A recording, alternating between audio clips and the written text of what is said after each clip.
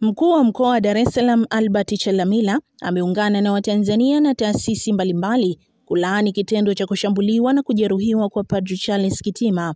Akiongea jijini Dar es Salaam Mei 2 mwaka huu 2025, Chalamila amewataka Watanzania kuwa na utulivu katika kipindi hiki na wawe na imani na jeshi la polisi, kwani linazidi kupambana kuwapata wote waliohusika na kuwafikisha sehemu husika.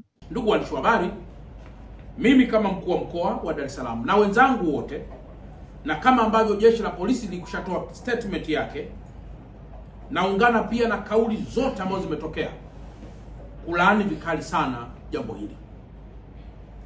Na katika kulaani jambo hili, naomba niweke bayana ukweli kwamba wananchi wa nchi ya Tanzania na waomba waendelee kuwa na usikivu mkubwa sana.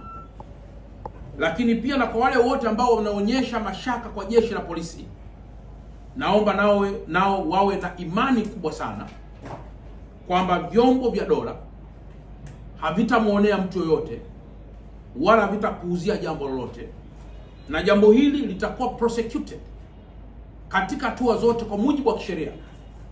Na kwa yule ambaye atakuwa amefanya kosa na kubainika, Tanzania ni nchi ya kisheria. Tanzania ni nchi ambayo inafuata mlolongo wa kisheria, na kwamba kuna miongozo ya taratibu zote za utoaji wa adhabu, nyewe mnafahamu, katika penal code.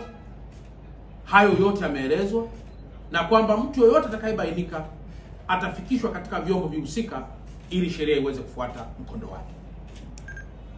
Lakini jambo la pili, kama ingelikuwa ni kuweka wazi hisia za watu, if I'm asked to put clear all the sentiments ambazo zipo katika vinywa vya watu, yafuatayo ningeweza pia kuyasema.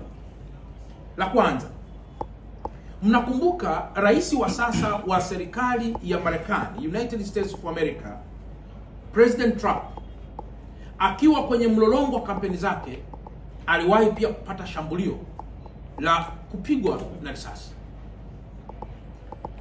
Wale wote wanaotoa mashambulio, naomba niweke clear, ni kwamba huwa hawabagui. Hawaangalii huyu ni mwandishi wa habari, huyu ni mkuu wa mkoa, huyu ni padre, huyu ni mchungaji, huyu ni askofu, huyu ni dereva. Wao huwa hawaangalii, bali wanapofanya tukio la uhalifu wanafanya na kuona almost all people are equal. Kwa mantiki hiyo, Watanzania wote wanapojaji jambo hili lililotokea, ni muda mwafaka wa kuwa very rational, na ni muda mwafaka wa kutulia, kwa sababu tukiruhusu kila mmoja akasema, inaweza kafika hatua ya kuharibu na kuvuruga mlolongo wa kiuchunguzi, na hata baadaye mlolongo wa ushahidi unaoweza kuwa na msaada mkubwa tunapoelekea kwenye jambo hili. Kwa mantiki hiyo, wale wote waliofanya mashambulio hayo, naomba ni toe rai kwamba tujenge imani kwa vyombo vya dola, kwamba jambo hili litafikia mwisho na aliyefanya jambo hili atabainika.